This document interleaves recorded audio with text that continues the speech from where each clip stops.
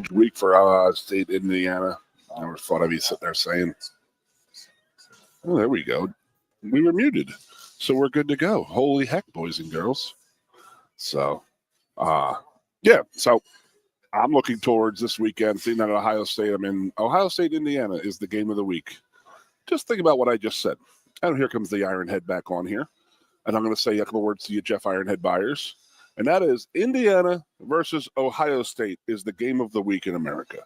In week 12 of this football season, I repeat, Indiana versus Ohio State. Indiana. As we all knew. That was what everybody back in the summer was talking about. Man, you can hardly wait for that late November clash between the Titans, Indiana and Ohio State, as expected. No, it is. It's good for them. I like it. It's fantastic. Listen, for college football, anytime you get somebody new on the scene, and I think for sports in general, and listen, I understand you don't want there is something to be said for having the blue bloods involved. It does make it better, more interesting. I was reading through some of the post-game comments from the Ravens and the Steelers, and there was a lot of the players talking about how, there's, passion bordering on hatred, but there's also respect. And some of the former players even were saying, it's just it is better for both organizations when both teams are relevant, that they're both playing well, they're both factoring, because it makes the game that much more impactful and that much more meaningful. So I do think having some of the teams anyway that are the traditional powers, there's something to be said for that. Sure. For sure. But and same thing in college basketball, same thing in any sport.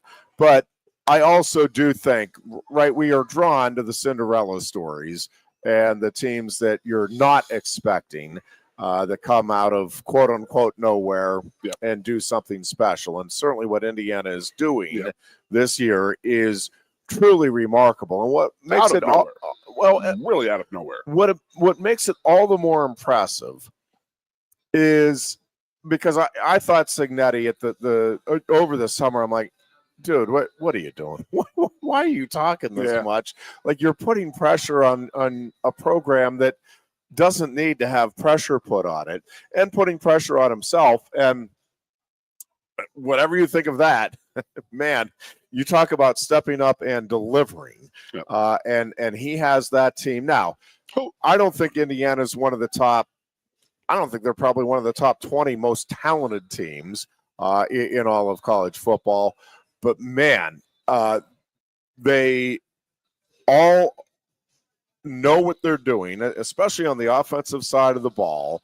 It's this is how we're going to play.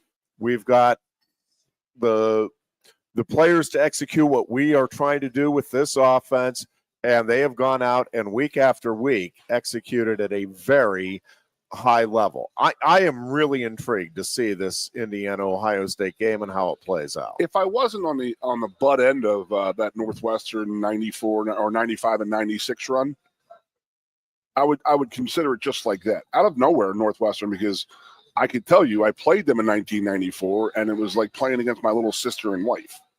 I'm not gonna lie. That's how competitive they were to us, and they were just they shouldn't have been on the same field with us. And then we play in 1995, and you're playing against the same guys, and we know why, but it was that type of run really did come out of nowhere that Northwestern went on there. Yeah. With Pat Fitzgerald at the middle linebacker position, and like I said, read between the lines of what I just said, but I don't think that's the case with Indiana. But just how much a difference the coaching staff could make.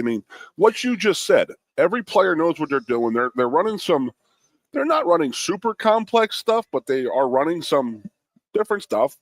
He has a very good offensive mind, but they know what they're doing. They're out there. They're well coached and well prepared. They're not having these these coaches just got here in the spring.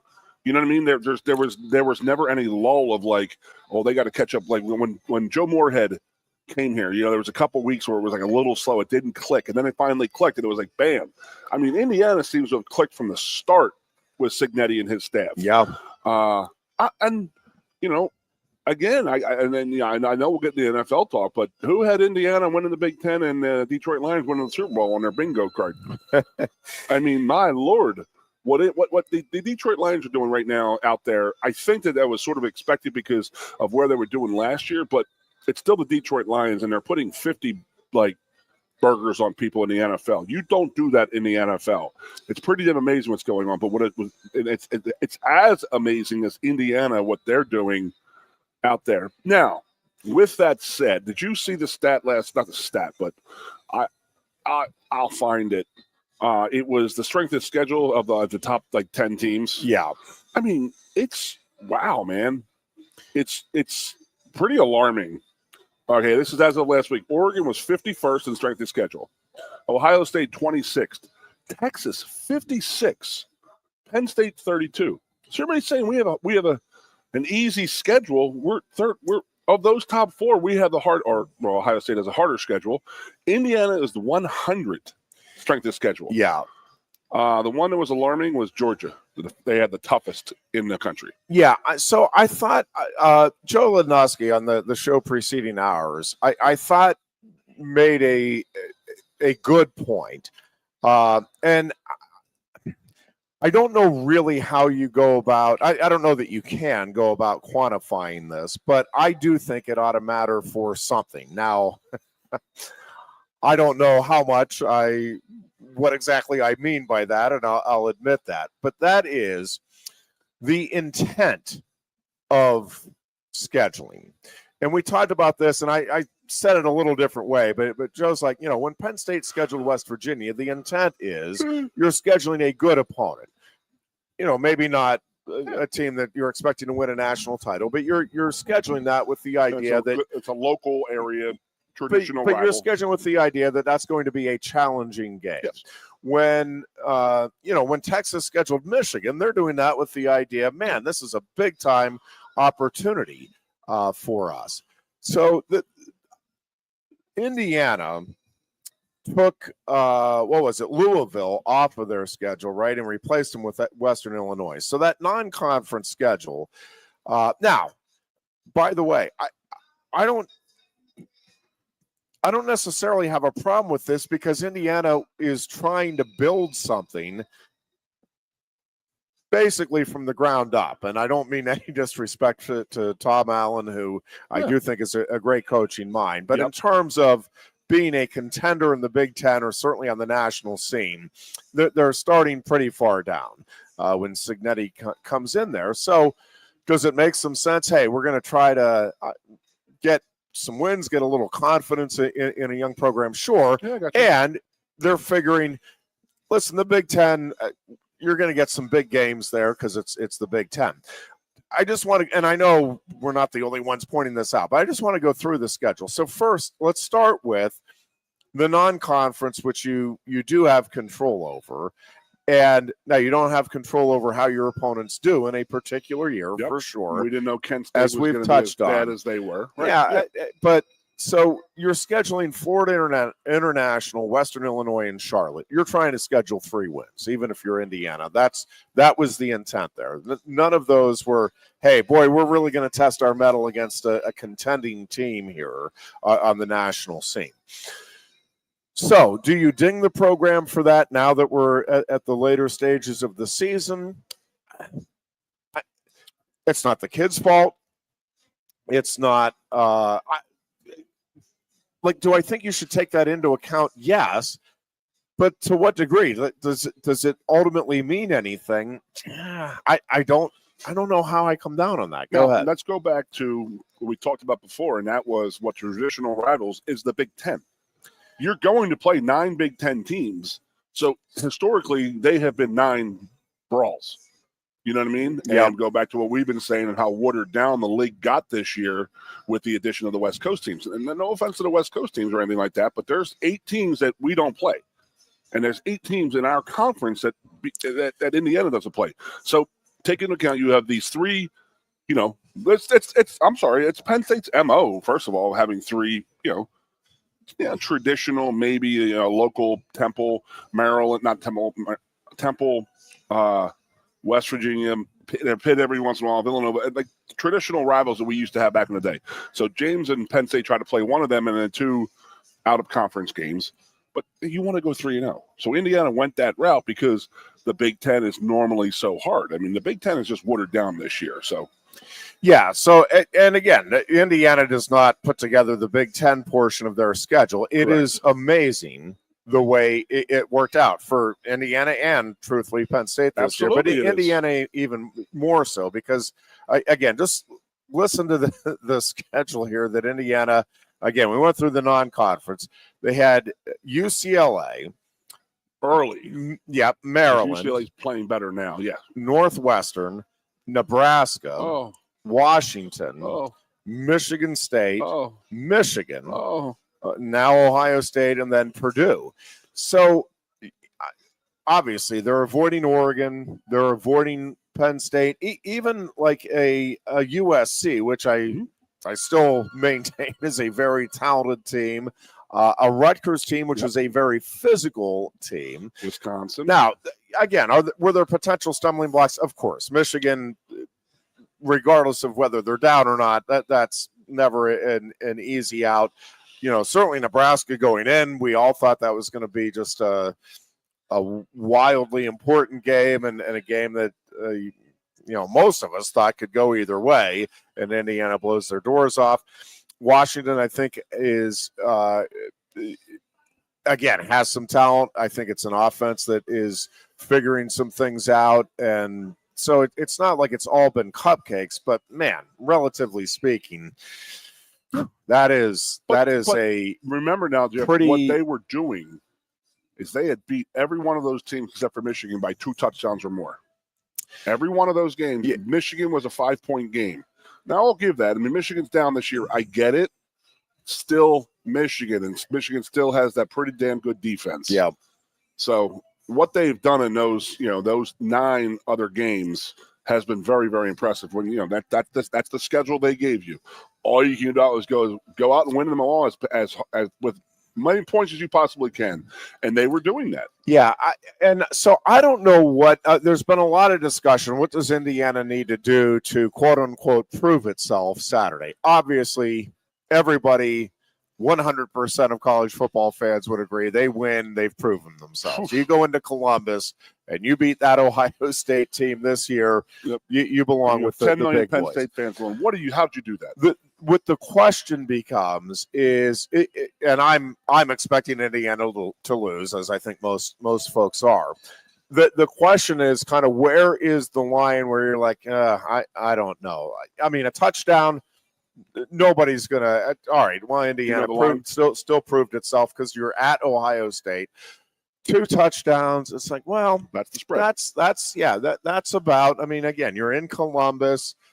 It's a really good Ohio State team. It's a team that might very well win the national title when it's all said and done.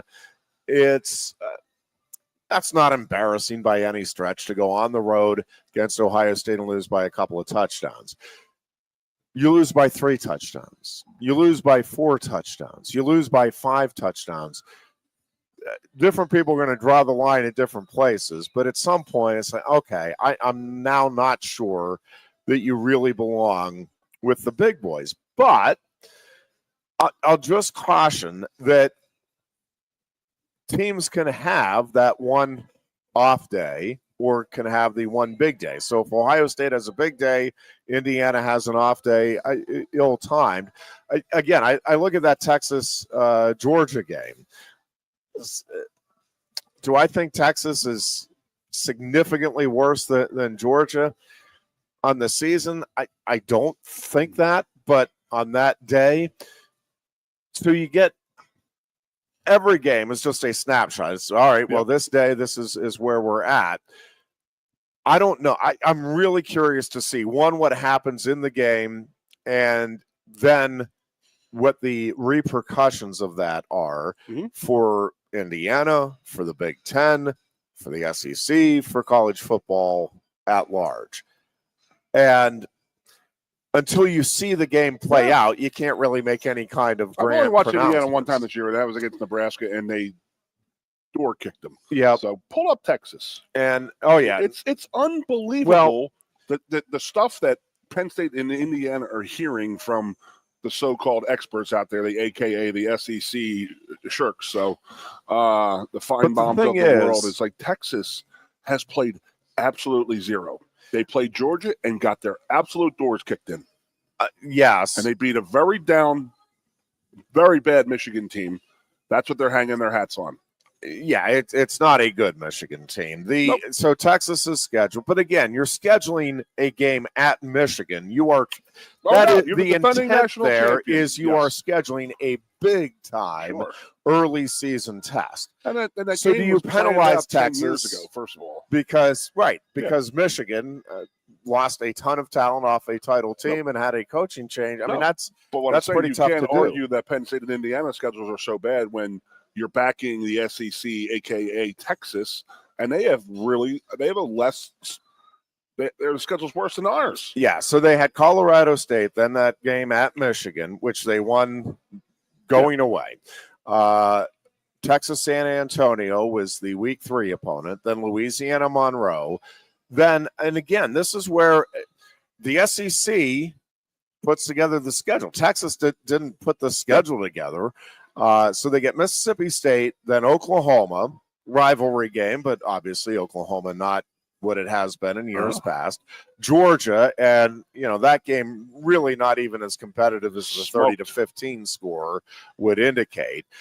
They beat an improving Vanderbilt team, but again, this is not a playoff contending Vanderbilt team.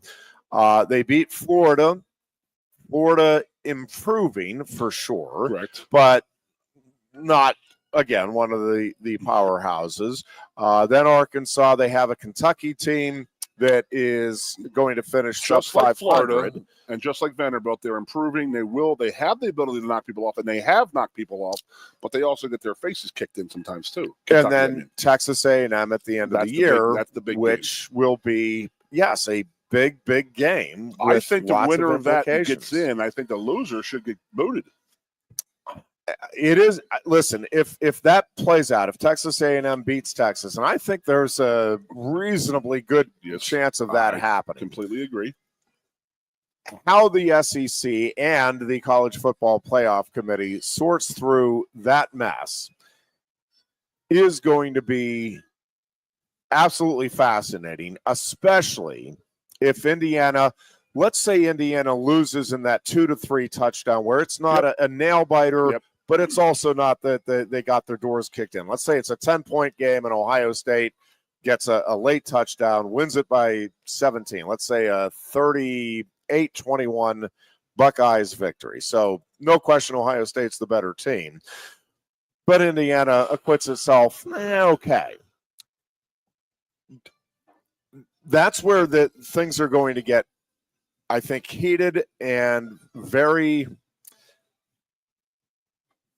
interesting. I mean, is a cliche word. I think it's what's going to be interesting to me is how the committee tries to sort through what you can compare there between like a Texas or an Ole Miss, which are going to have some good wins compared to Indiana. I mean, against better, ranked opponents type of thing, but are also going to have some significant losses on there and more than Indiana has. And like the debate seems to be with like the Paul Feinbaums and his ilk.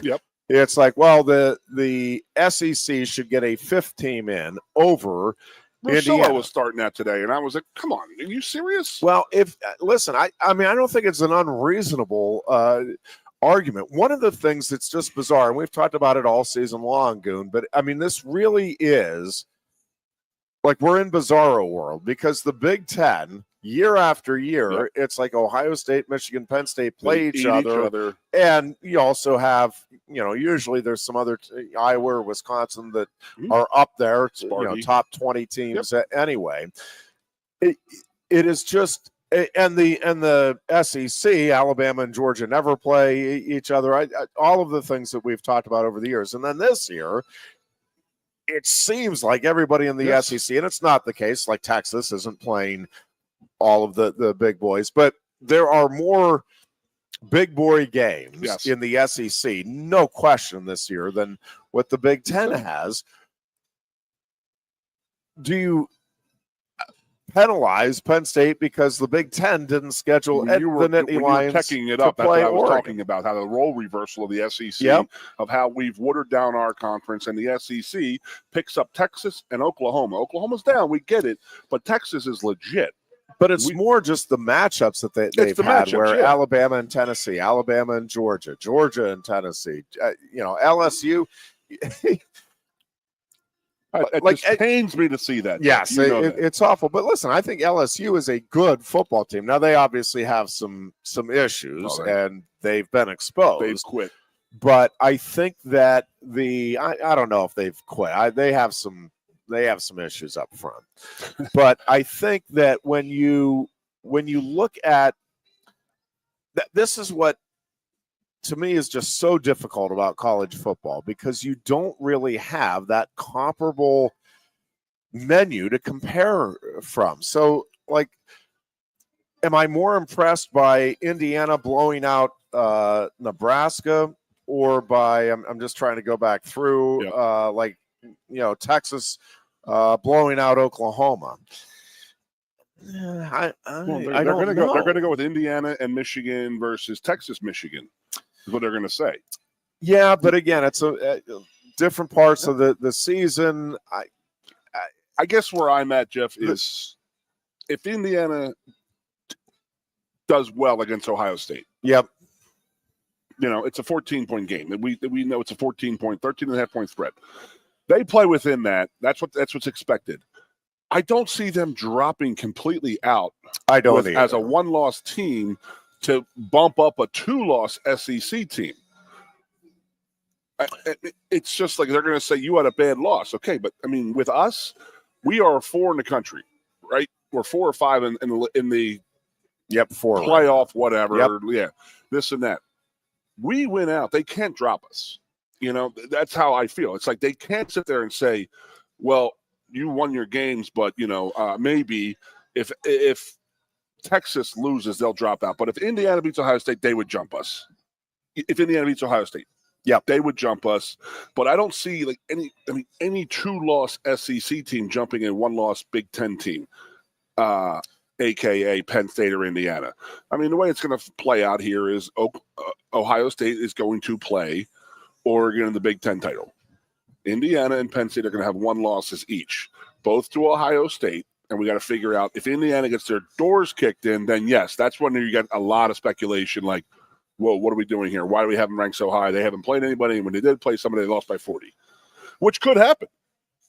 And it could also happen that they win this game and just go out there and just play the game and just roll it out there. And Ohio State has a bad game and they get upset by Indiana. I mean, who knows? But it's going to come down to that. It's how they lose to Ohio State if they lose. If it's a completely, they're not in the same, at the same level, then I could see an SEC team jumping up. And Alabama's hot right now. I think Alabama, I know they end with Auburn. God, I forget who they play this week. But they're not going to have any super big win games. Texas is the only game left with a real massive rivalry game to end the season because Auburn is down this year, so Alabama won't get any juice that way. Ole Miss will play Mississippi State in the Egg Bowl. Well, I do think the eye test, and this is why. So, while I think Penn State needs to focus on Penn State, Alabama's at Oklahoma this weekend. Yeah, they're not going to pick any votes up because they beat Oklahoma. Again, I mean, if they win at 63-0, there's gonna be some people say, all right, Bama's coming on strongly here at the end. But if that happens, Oklahoma's looking for a new head coach. Well, that may be happening anyway. You think? I think it's possible. The pressure ratchets up quickly these days in college athletics. I do want to talk about this in a little bit. I want It's always been impatient. But I do want to talk about these contracts. So remind me, get back to that. Well, but as far as the SEC is concerned, so this is, let's just say it plays out. Let's say Indiana keeps it within 10. It's a touchdown game. So everybody feels good about Indiana belonging, but they don't get the win. So now I think the overwhelming majority of the consensus, and it's going to happen then, you're going to have 4 Big Ten teams. Oregon, Ohio State, Penn State, Indiana are all in. Indiana, by losing to Ohio State by 10 or less. A considerable good score, like not a bad game. I think what they lose, they would lose the home game. And if their doors get blown in, they're going to lose the title. But here's where, so especially if Texas A&M does pull off the win over Texas, then your 2 loss teams in the SEC will be Texas, Texas A&M, Georgia, Tennessee, Alabama, and Ole Miss. So again, that's if everybody wins out. A lot of ifs in all of these equations. But if you have 6 2-loss teams in the SEC, and everyone agrees, and the Big Ten gets those 4 teams in, like, then to me it is fascinating what happens with how they determine which of those 6 teams go in for the SEC. And I will tell you that and again, this is all predicated on a Texas loss to Texas A&M. I actually think the first one out is the team that right now is the presumptive SEC champion, Texas. meaning just right now the standings are such that it would be Texas. So Texas could go conceivably, I think very conceivably, from being a 1 or a 2 seed when it's all said and done to not being in the playoffs as a result of a rivalry game with Texas A&M. They get exposed because they played nobody. But how about this? The loser of the SEC title game will have 3 losses. Yes. But you cannot take the runner-up from the SEC and say, hey, you're not invited to this because these teams only have 2 losses. They played an extra game against the top 5 opponent. It's Listen, I'm going to tell you. I don't want Pat Kraft's job, and I don't want this college football selection board. I'm going to tell you that while I think that is probably true, the caveat I'm going to throw in there. Go ahead. Is if there is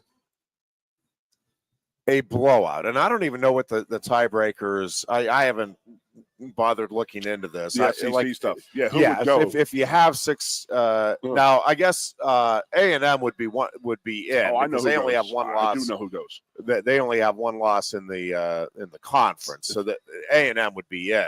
Mm-mm. 6 teams in the SEC tie Ohio State, Michigan.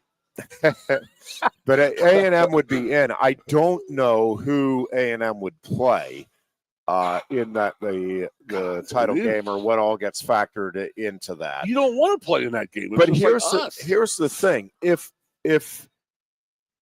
let's just say it's Georgia, and I just don't know, but they had a great game against Tennessee the other night. If A&M blows Georgia out, or even more so, if Georgia blows A&M out, you think A&M would be and I'm blowout in my mind here is like 3 touchdowns or more. Okay, like a 35-10 type of game. A&M would be the SEC runner-up, would have 3 losses. I'm telling you, I think A&M's on the outside looking in.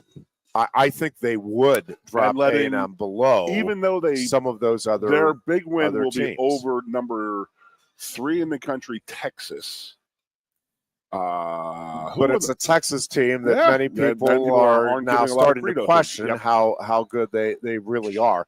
I'm just saying I don't think it's a given that the SEC runner-up is in no matter what, because I'm having a hard. I'm looking through and I'm trying to think through. We dropped our divisions. Did the SEC drop the divisions also? Yeah. Okay. So if you have Texas A&M beats Texas, let's just say Georgia's wins. So let's just they win the SEC championship game, then you're deciding between the three teams that would be left with the SEC runner-up, which if A&M beats Texas, that would be A&M. So if we put A&M in there, now you have Georgia and A&M in. So you're leaving two of the following five teams out. Or four teams, sorry. Two of the following four teams out. Texas, Tennessee, Alabama, Ole Miss. That is... And they are going to sit there and say, well, freaking Indiana. And I think Texas would be one of the ones left out in that scenario. Because if they lose to Texas A&M and Texas A&M gets their doors kicked in by Georgia, then it doesn't really work. But then how you pick between Tennessee, Alabama, and Ole Miss, and who gets left out? Has conference title games not affected rankings? Or have they always? They have. It's just, yeah. Again, we know why they're playing them, but it's dumb that they're playing them. I don't. Yeah, that's why. We know why they're being paid. They had TV contracts too. Fox has the Big Ten title game. It'll be until that contract's up. They're going to be done with it. Have to be, because all you're doing is killing your own conference chances of getting more teams in. Yeah. And then we're going to talk about it. We are literally talking about a team that plays in the SEC conference title game, not getting into the playoff. I mean, I think that's a possibility. I don't know what the. It all, honest to God, about 3:15 on Saturday, a lot of this will be figured out, in my opinion. If if Indiana just gets completely Indiana versus Ohio State, and they revert back and they lose by 40, it changes a lot of the complexion of everything that's going to go down. It truly does, because Indiana will be gone. And then there wouldn't be a problem putting 5 SEC teams in there. But if they do stand up pretty well, and they end the season with Purdue. So, I mean, they're going to have one loss, and that's depending on how much they lose. And, how I feel, and I feel as if Ohio State is the best team in this country. We lost to them by 6 points. We should have beaten them. So I feel comfortable about ourselves playing that type of team, but I want to see how Indiana does. Because if they look good against Ohio State, lose by a touchdown, 10 points or less, I think that they're in. And there should be no questions asked. Now, if they lose by 30, I think they're way out, and there will be no questions asked, because the SEC will overtake that. But it's up to Indiana to see how they play against Ohio State. Yep, it'll be interesting. We'll take a break. An unbelievable weekend. This is why we have this freaking playoffs, Jeff. And we are back with more of the Lion Country Kia Goon and Ironhead show here from Quaker Steak and Lube. Coast into fall with a new Kia from Lion Country Kia. Right now, get a 24 Kia Seltos for 5.25% APR for up to 48 months. A new Sportage plug-in hybrid at 0.9% APR. Check out our 23 Sorrento hybrid for as low as 4.5% APR. And don't forget, all 2023 and 2024 Kias come with a 10-year, 100,000-mile limited warranty. Stop in and meet with one of our sales experts today and coast into fall at Lion Country Kia. We want to see you in a Kia. If you love wings, if you love rings, and all kinds of other tempting things, great times, great food, get to Quaker Steak and Lube. Get our Best Wings USA, signature sauces, mouth-watering appetizers, or any of our delicious award-winning lube favorites. Great times, great food, get to Quaker Steak and Lube. I'm the Modelo Recruiter, and I'm looking for fans with good hands and great speed. The ones who stay focused and never miss a play. They go the distance on game day, even when their team is away. I'm always watching, always looking to reward more full-time fans. Because football isn't really football without you. A lot has changed about State College. One thing that hasn't is W.C. Clark's Coffee Roasters on 234 East Calder Way. 30 different varieties of specialty coffee beans sourced from over 25 countries and roasted with love each morning in Happy Valley for over 45 years. They'll ship their fresh roasted coffee from their doorstep to yours. Order online at statecollegecoffee.com. That's statecollegecoffee.com.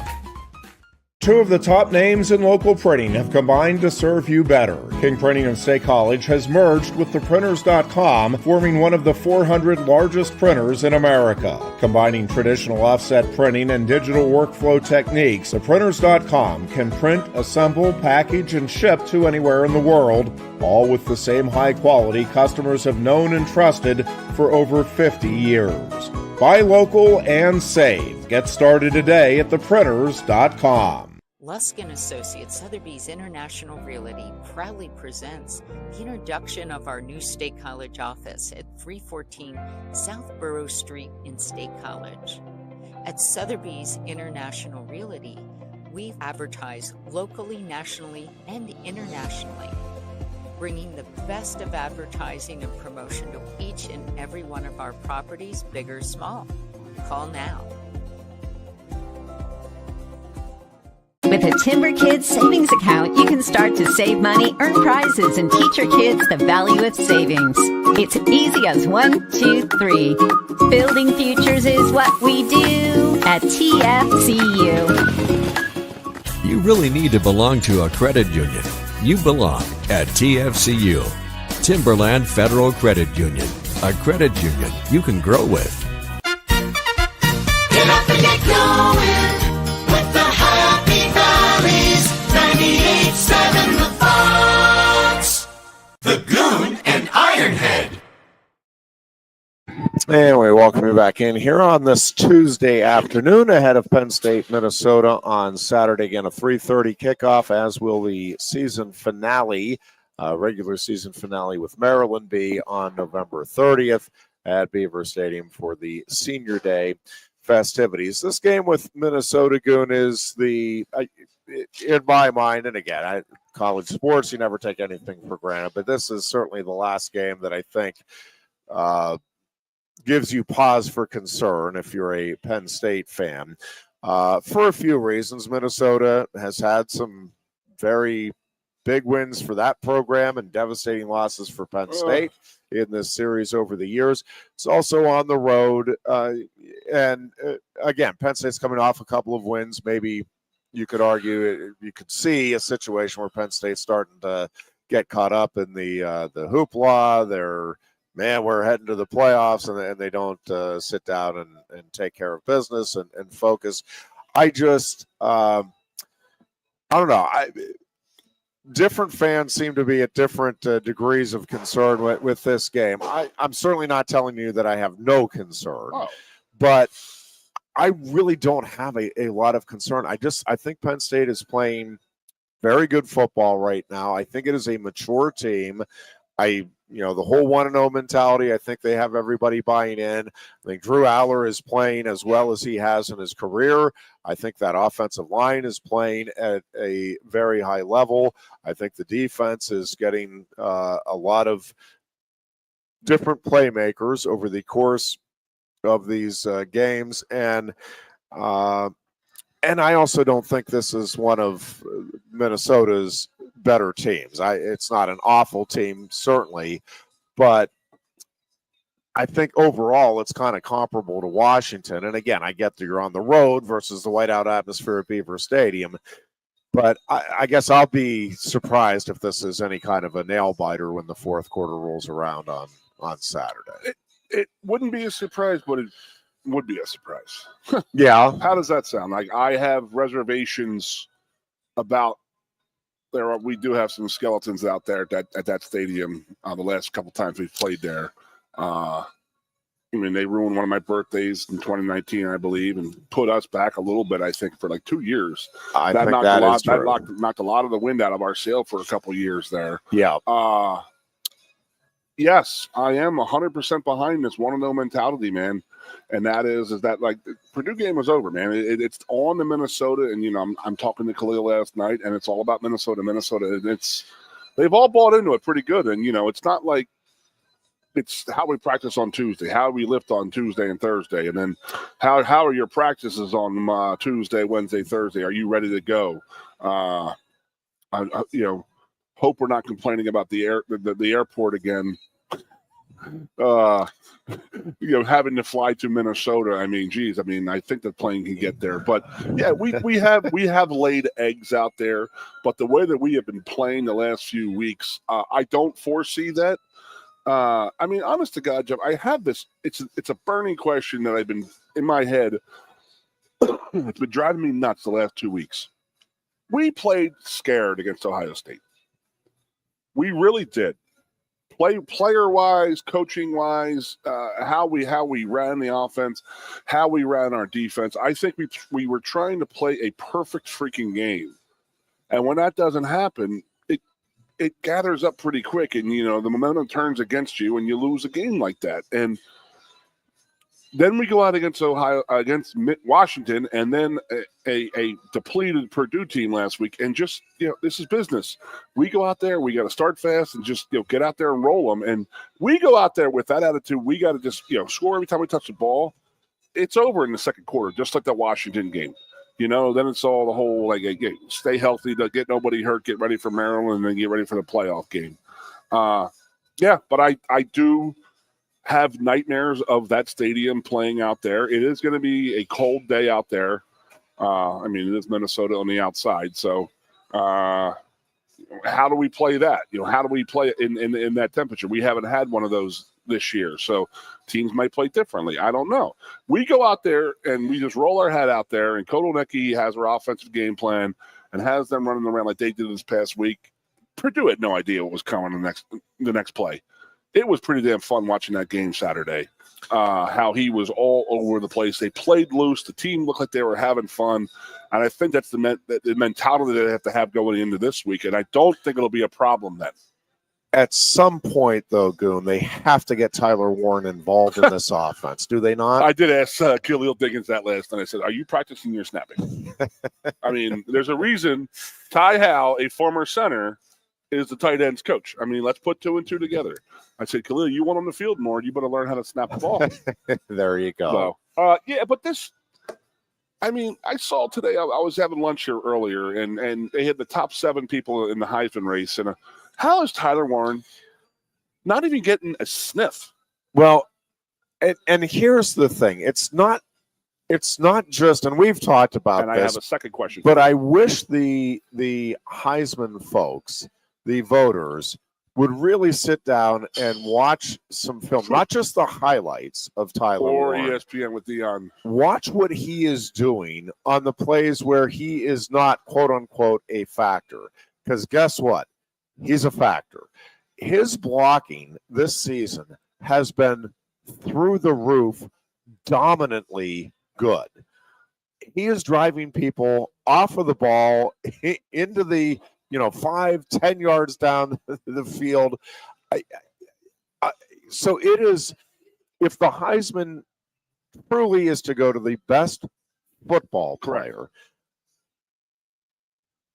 I understand you can judge best football player in a bunch of different ways. And Travis Hunter is a phenom and a great athlete. And do I think it's some kind of grave injustice if Travis Hunter wins the Heisman? No. I obviously think he is terrific. I think Cam Ward is a sensational quarterback. Depending on how Miami finishes up, he very well may be in the mix. Dillard with Oregon.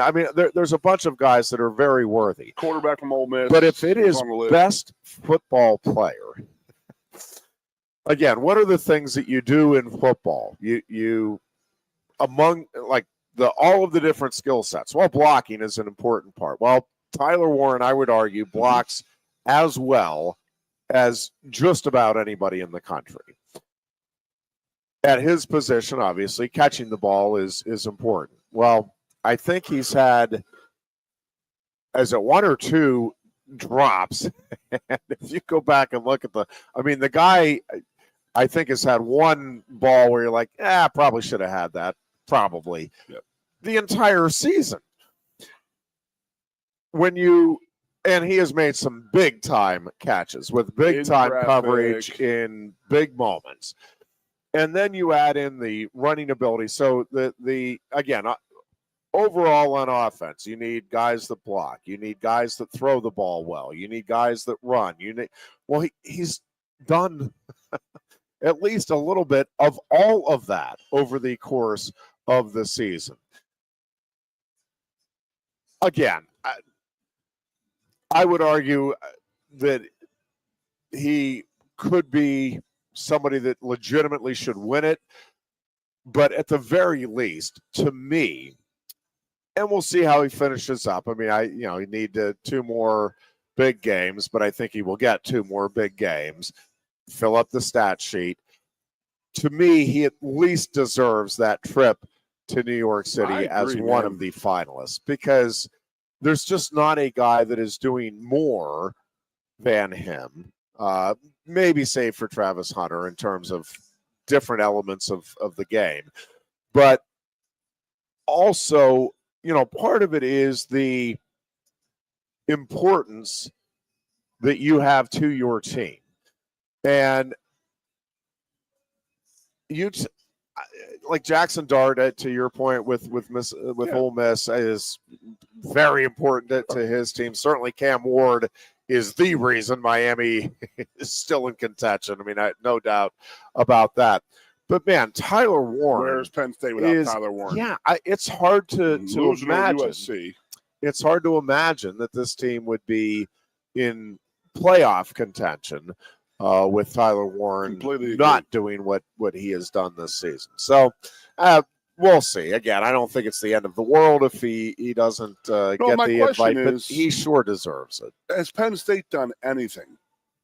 They have. They are putting out the stat sheet each week on everything that he has done. I mean, Penn State is pushing. Are they mailing voters? Tyler Is that a thing they still do or no? I don't know, but they are pushing Tyler Warren and everything he's doing out there. I don't think I've seen it, Jeff. I'm not going to lie to you. Yeah, well, you're not. I don't think you're a Heisman voter or anything, right? Yeah, they're pushing it out. Sending the stat sheet to the actual people. Well, to the media, to the media. Yeah. Okay. All right. To the folks that will make those decisions. I mean, put him on ESPN. Put him on some kind of show. Get him out there. I mean, maybe he doesn't want to do it. He's not a real active, talkative guy and stuff like that. He was on the show with us a couple times, and he's just real shy and just laid back and Landon and Aeneas will tell me, they're like, dude, that dude has a switch. That when he hits that field, look the hell out. Yeah. He's they call him Psycho T, because they're in the locker room, he's the nicest, sweetest guy in the world. They're real low key and this and that. Then you put him on the football field and he's absolutely dirting people and just mauling guys. And you're like, who is this dude? I don't know. I mean, I don't know. I don't see it. I guess I don't really watch the news, ESPN, and the only time I do watch it is when we're watching it right here. And we've been here an hour now, and I've seen Deion Sanders 9 times. I mean, this is the issue I have with our society, and they're pushing Travis Hunter, and I have Jason Whitlock on Twitter, and he made a mention. He's like, Hunter does not need to play wide receiver because they have a really good set of receivers, but they're pushing him to win the Heisman. Yeah. That's what they want. Deion wants. Deion's going to say, well, I told you he was a Heisman winner. And then his son being the first overall pick and then him being an NFL coach. You watch. I mean, that's what they're going for. That's been the plan the whole time. But I believe I understand. Now, it's not Colorado's fault, nor is it Travis Hunter's fault for trying to get this kid and their player a Heisman trophy. I mean, hell, I wish we do more. But I don't think that Tyler's really out there. But unless you're going to throw Tyler on defense out there. But Travis Hunter's not winning the Heisman just playing corner. They have him playing offense to win the Heisman. So sure, and he's not a detriment to them. But he's like Whitlock said, he goes, they have a pretty good receiving core as is. So I don't know. I'd like to. I mean, I guess I should say.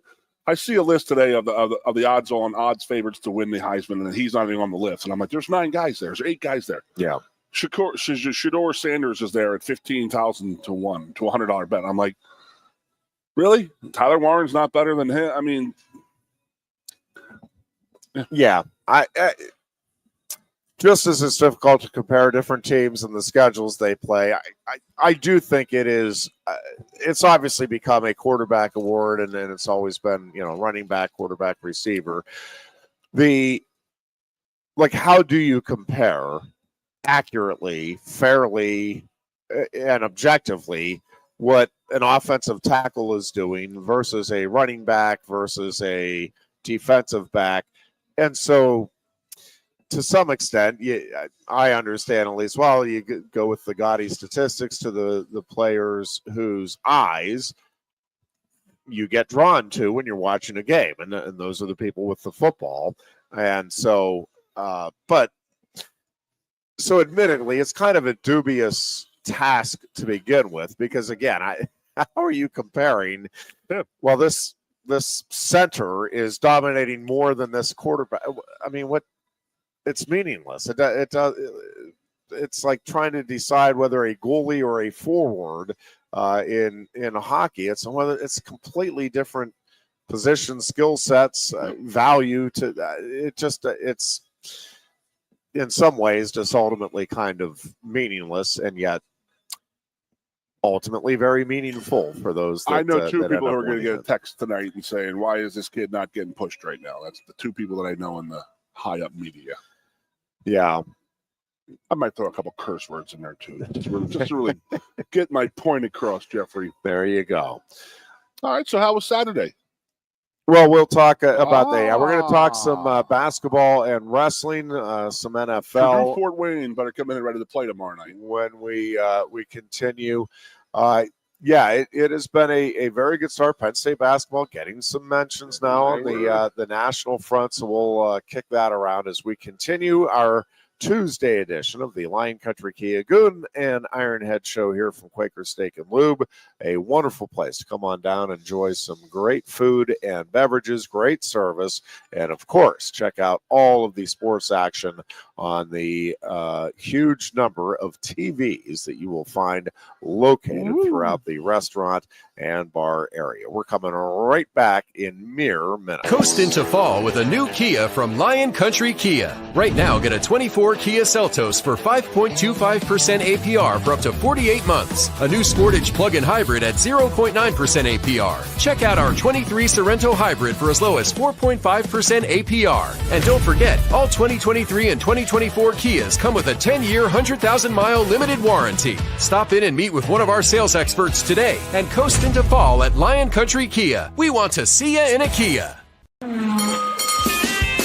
If you love wings, if you love rings, and all kinds of other tempting things, great times, great food, get to Quaker Steak and Lube. Get our Best Wings USA, signature sauces, mouth-watering appetizers, or any of our delicious award-winning lube favorites.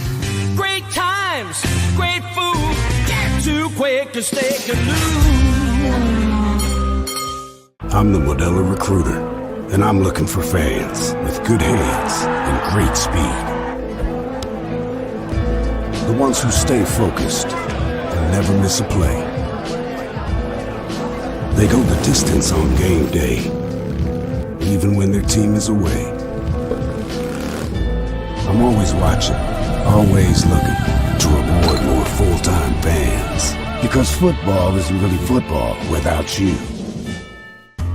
A lot has changed about State College. One thing that hasn't is W.C. Clark's Coffee Roasters on 234 East Calder Way. 30 different varieties of specialty coffee beans sourced from over 25 countries and roasted with love each morning in Happy Valley for over 45 years. They'll ship their fresh roasted coffee from their doorstep to yours.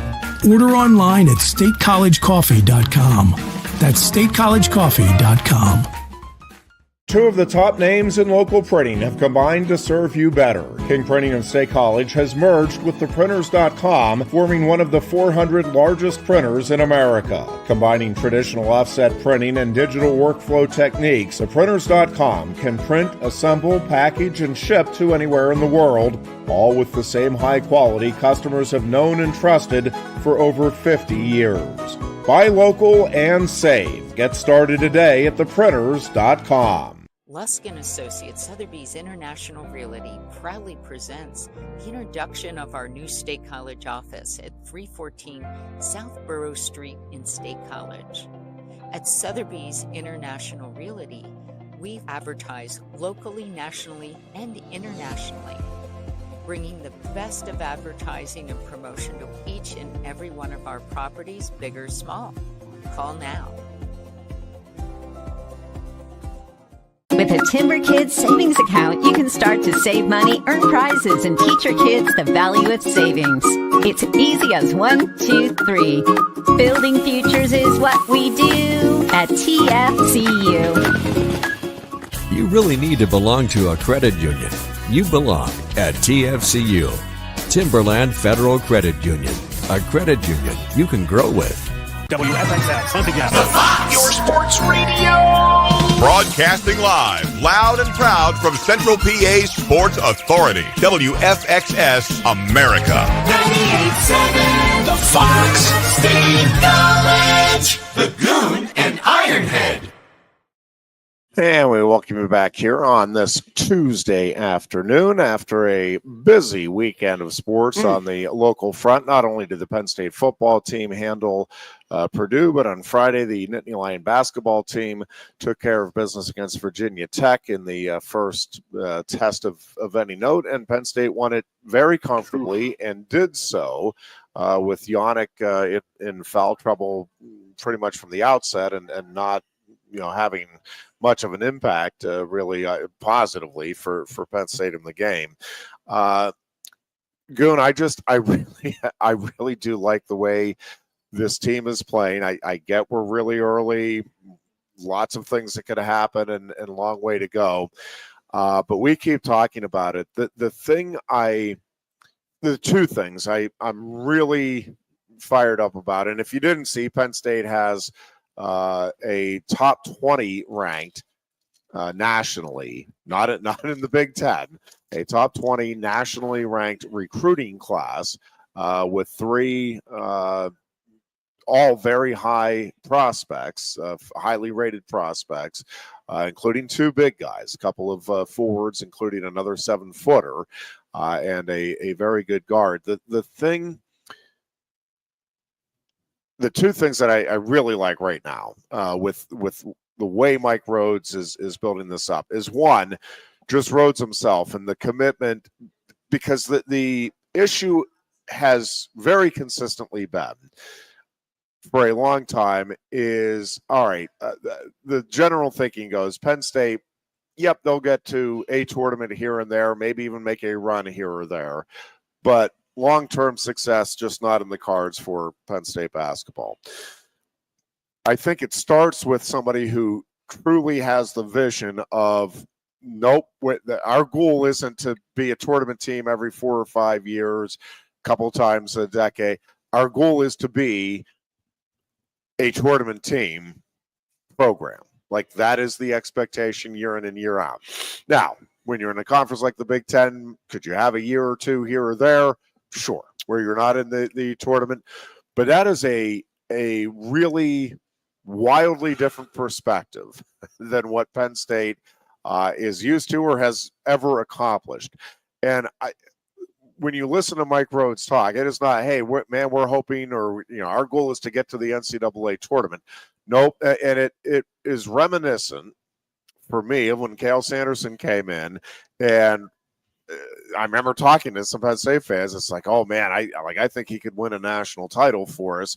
And Cale said, no, we're not coming in here to win a national title. We're coming in here to now. He didn't say to win all kinds of titles, but he said we're coming in to consistently compete for national titles. Like that, the vision for the program is year in and year out, we're going to be right there in the mix. And obviously, they've surpassed that by a considerable margin. Mike Rhodes' vision, again, is where you start. I think the way he has quickly built it up to where it is, and the way this team is playing and the different elements that they have, and again, he's looking much like Cale, like, all right, we're good. That first year was good. Yep. We want to be better this year. We want to be better the following year. We want to be better the following year. And it's the same thing, like, Cale was never satisfied with, even with national titles. It's like, all right, but we want to get better. Like, the whole reason you're in this is to try to get better one year to the next, one day to the next. He relax. And it depends how you define relax. You and I just been like, I would say no. His mind is always does. I don't think ever does. He is constantly thinking about ways to improve the program, to help the kids, like that. I don't think ever really shuts off for him. But I don't really think it shuts off for Mike Rhodes either. I think if you've ever hung out with him any long period of time and listened to him talk. I mean, you can just hear the intensity and see the intensity in his eyes. I mean, he just, I'm going to eat this pork roll sandwich. Yeah, like, okay, relax, man. No, but he's doing it. Unbelievable. Got to come in. You got to get the recruits. You got to get a point guard. I mean, he is the epitome of a point guard, and that's what he got in Mingo.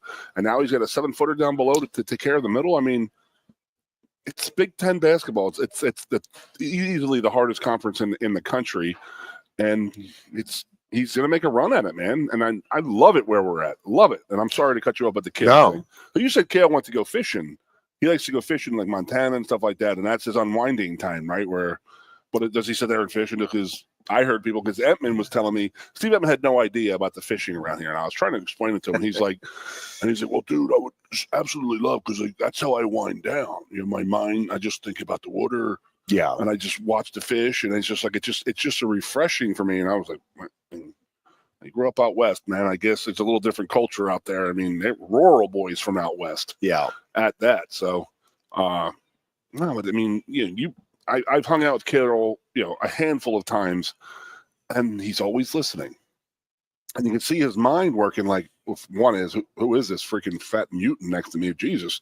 And then the other one is he's always thinking in his head. And I said at times that is he thinking about chopping me down and how he would take me down and how many times he would do it before he'd pin me type of thing. But, honest to God, I mean, and I know I kid around, but I mean, that's that guy's mind. It just seems to like Mike and Kale are, that's a great analogy, because they do seem like the same person, where everything is competition, everything is geared towards getting better, everything they do.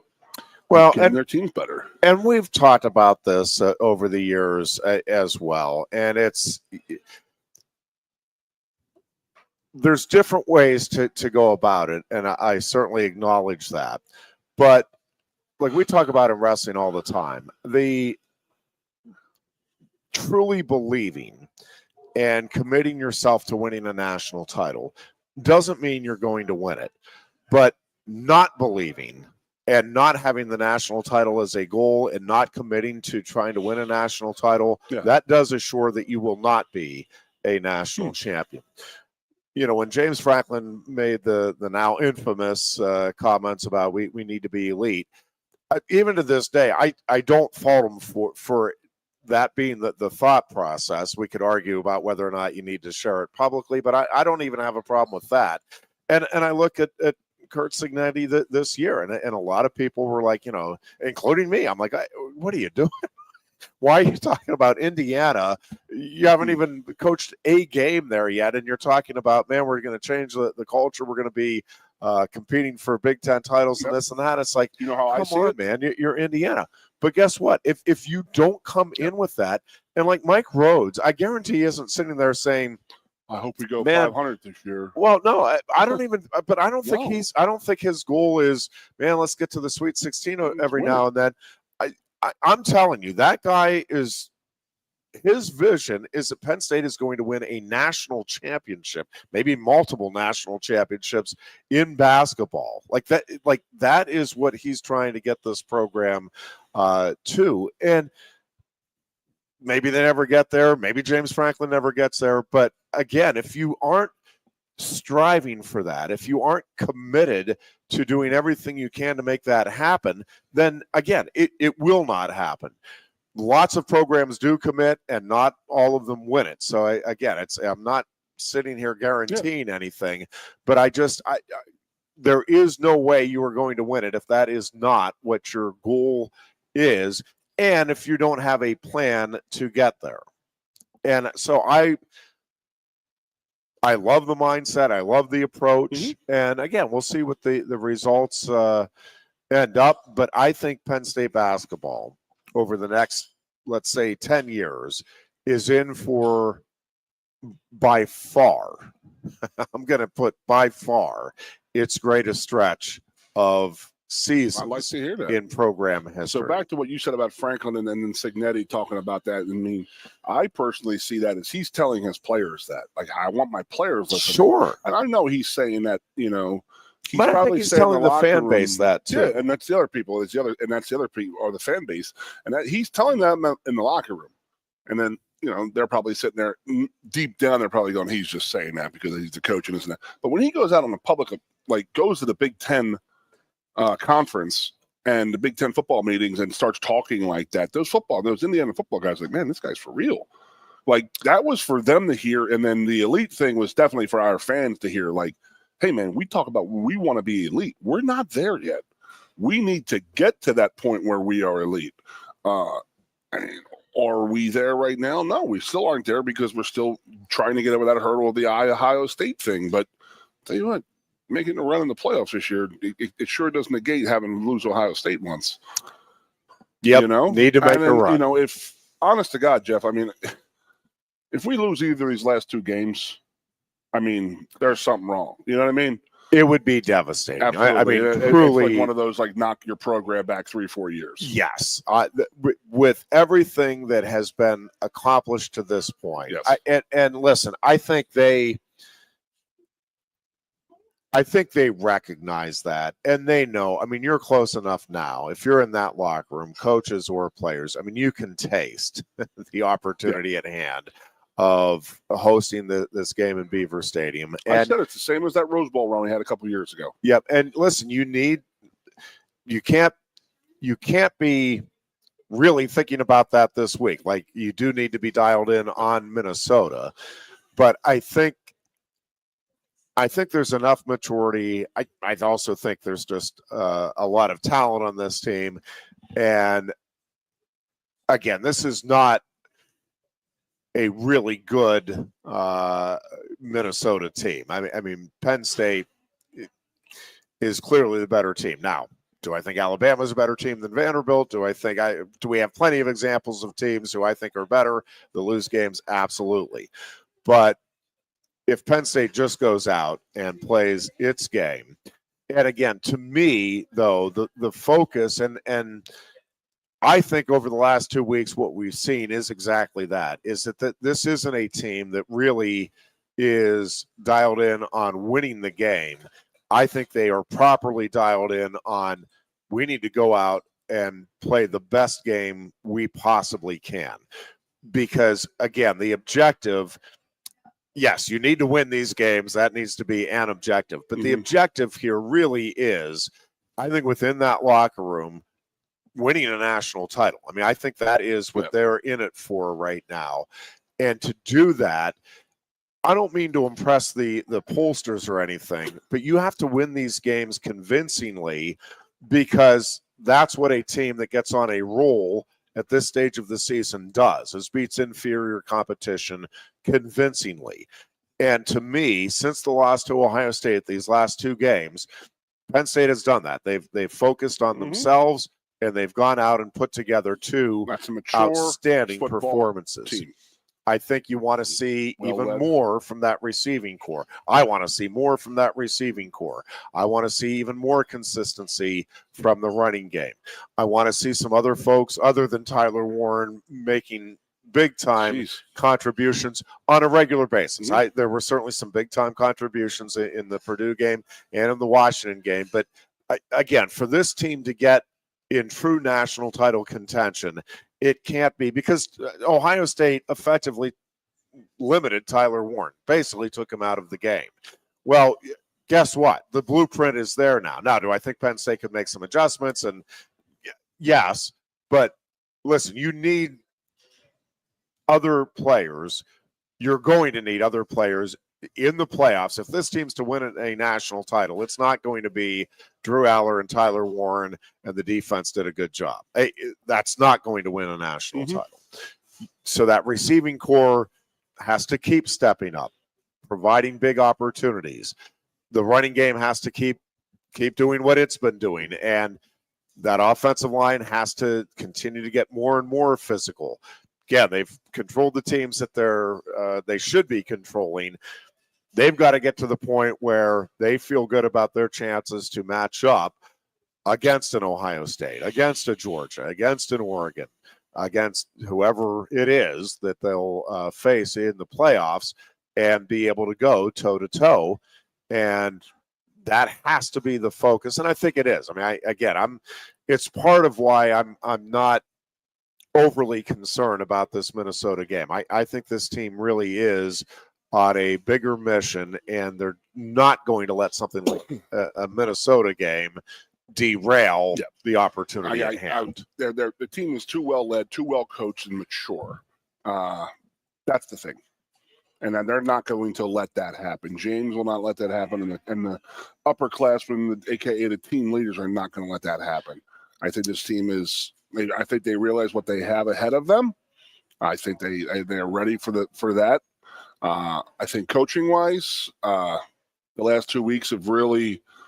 I think that the Ohio State game shook everybody loose a little bit and said, you know what? We just got to do what we do and go out and have fun and throw the ball around and have some fun out there and win some football games and let the defensive guys play defense and be aggressive. And these last 2 games have been fun to watch. This one should be fun this weekend. Maryland should be fun. And then we go into the big boy. It's there for these guys. And I think that, and I know that they realize that. Well, and they just got to win out. I mean, I'm sitting here like, who do we need to win this week? Well, who should we start talking about? It doesn't matter who the hell wins, in our opinion, as long as we do. We're not going anywhere if we keep winning. Right. That's the bottom line. I don't care who you want, Ohio State or Indiana. Of course we want Ohio State because that's our loss. I know. I mean, absolutely, you're right. And we want Ohio State and this and that for sure. It's tough to root for them, I know, but I got to go into the belly of the beast this week, Jeff. I got to go up to the in-laws. Oh. They're all Buckeye fans, not my in-laws, my brother-in-laws. Yeah, a couple of them are Ohio State guys, so no good. No good. But we got to root for the Buckeyes over the Hoosiers, though. That is a fact. As good a time and fun story as the Indiana is, we can't have them winning because then that really waters everything down, and we don't want that. I completely agree. It is painful to think about. I mean, people ask me, how can you root for Ohio State? I mean, I have more problems rooting for Michigan. What about you? Yeah. I have a very unhealthy disgust of Michigan. Yeah. I just don't. And I loved Michigan when I was in high school. Yeah. Loved them. I love the helmets, and I love how they used to beat the crap out of Notre Dame in the opening games of the season. So that's why I love them. So, man. Yeah, there was that. And then I go back to it's just Goon story here now. Remember my high school football coach, like junior year in high school. I started getting recruited my sophomore year. So my junior year, end of the season's over. He showed me 0 pieces of mail that was sent to me. And then he has this wash basket full of like a letter from every freaking team in the country. And he's like, you need to get on top of this now. And so he's like, let's go through this and figure out who your top 10 is. And I'm like, whoa. Can I think about this or anything? You know what I mean? And he was like, I was like, yeah. Michigan came up and he's like, you just can't say yeah to everybody, And I was like, okay, well then no, right? Go back on it. He's a Notre Dame fan. He hated Michigan. He didn't want me going there.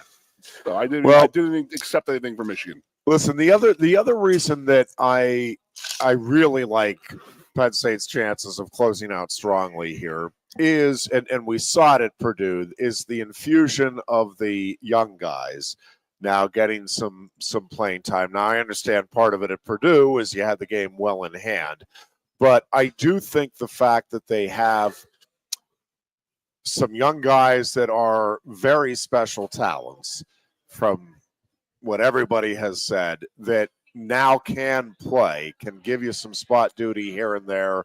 I think getting that reinvigoration, if you will, like these are guys that are chomping at the bit to go out there and prove themselves. You combine that with, in theory, like Minnesota and Maryland have that too, but they don't have the talent that Penn State has with those young guys. Yep. And they're not playing for what those guys are playing for. I mean, these guys are playing for the opportunity to be part of a team, like be a contributor in Penn State's first playoff run, right? Like that. Well, if you're a freshman, that's pretty heady stuff, and a pretty big opportunity. So, for a bunch of reasons, I'm just not overly concerned about the Minnesota game. And I will say, I think Penn State would serve itself well by going out and jumping out quickly, getting a couple of touchdowns, getting the fans believing that this is not going to be Minnesota's day, putting the large doubt there for the Golden Gophers. And again, to me, just kind of build on the momentum that has been built and sustained here in the last 2 weeks, because if Penn State can close out strongly and just look really good in a win over Minnesota, really good in a win over Maryland, again, to me, then you've at least done everything you can to give yourself a real chance here at making a run, not just getting to the playoffs and being satisfied. And I don't think it is going to be a satisfactory season for anybody, for fans, coaches, players alike, if Penn State goes to the playoffs. Yay, first playoff in program history, and gets bounced. And I don't care if it's on a controversial 1-point loss, like getting to the playoffs, losing a game at Beaver Stadium, that is going to be bitterly disappointing. And I don't think you're going to feel like, all right, man, this program really took that next big step forward. And I have to talk to you about something. Yeah. You ruined my last 2 freaking days, right? Oh, man. Oh, 4 days, excuse me. So from Thursday on. Yeah. When you said, don't be surprised if it's a Saturday night whiteout. Don't be surprised. Oh, my God. I think that'd be great. You think that's going to happen more more likely than not, they're going to make that night game. I mean, you think that they're going to, not they, the college football playoff. I mean, do you think that they're going to allow one of their blue bloods, Georgia, Tennessee, Alabama, Ole Miss? I don't know. For the opportunity to get that atmosphere in that game, they're going to let those guys. Did you see what the Tennessee receivers were saying at Georgia on Saturday night? They were complaining that the heaters weren't working on the sideline. It was 55 degrees in Georgia. Yeah. I mean, now that plays into it. Then you want to bring them up into that. And if we lose that in our environment, I'm with you 1,000,000%, where this will go down as like one of those. Our goal is not to reach the playoff. It is actually to win in the playoffs. Yeah, I mean, to that next level. Listen, I want Ohio State again in round 2. I will say this: like a loss in that first round of the playoffs is not as devastating as like a loss to Minnesota or Maryland. I mean, can you imagine beating Minnesota on the road? I have been, and then oh my God! I mean, that is I can't even let my mind go. The schedule here, Minnesota needs one more win to get bowl eligible. Yeah. So they got 6 wins. They got us and Wisconsin. Yeah. So they're going to be. It's a big game for them. To get to that bowl eligibility, and they don't want to sit there and have to wait on to beat Wisconsin to do that. They're going to come out looking. Their goal is to make a damn bowl, and we got to watch out for them because they are going to come out prepared, and they have prepared well against us out there the last couple times we went. So yes, scared. Yes, am I okay with?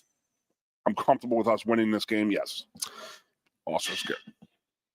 Yeah, I mean, I can understand the nervousness for Penn State fans given the history. Nebraska and Minnesota left, and they need 2 wins to get to 7. Yeah. So I mean, again, what a year, what a season it has been. It's the whole damn thing. I mean, who would have thought Wisconsin would be struggling to get to a bowl game? And giving Oregon everything it could handle. That was not a chop block.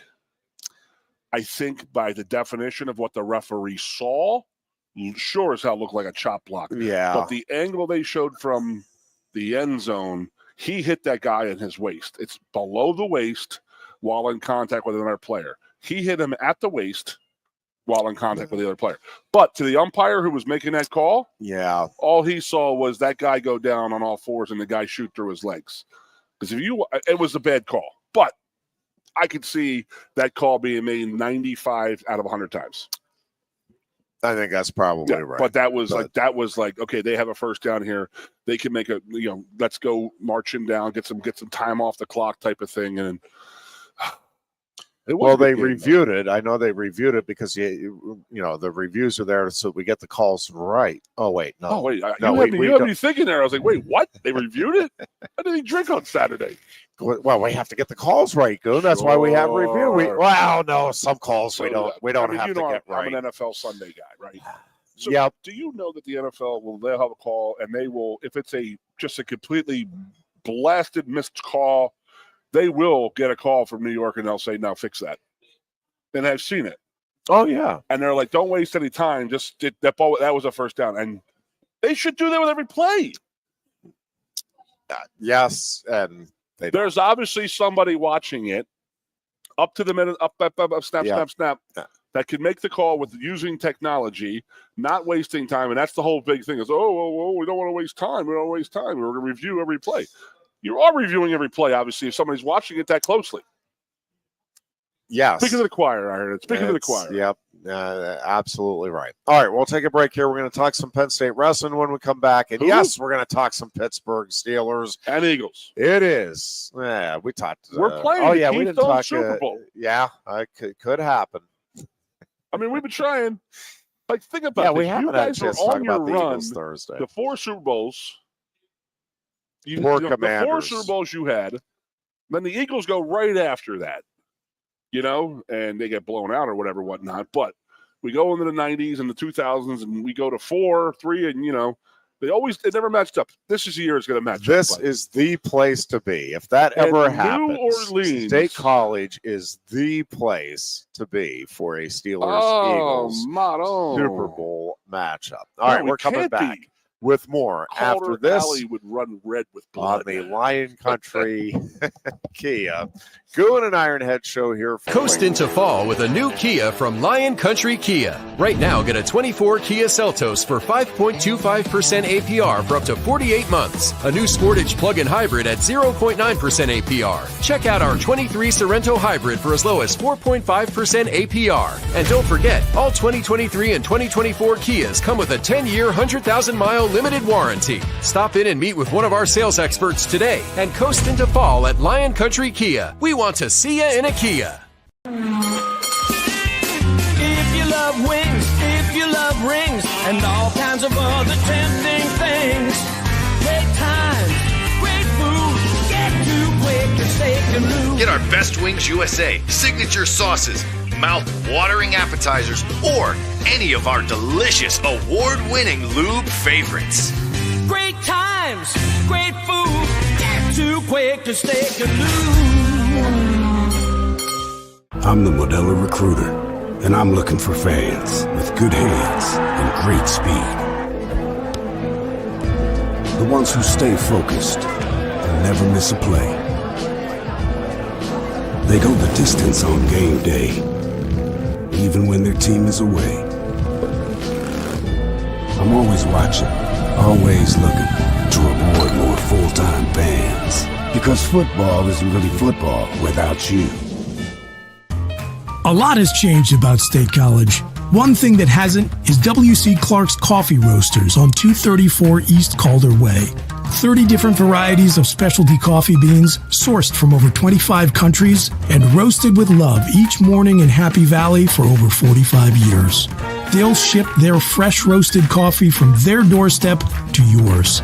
Order online at statecollegecoffee.com. That's statecollegecoffee.com.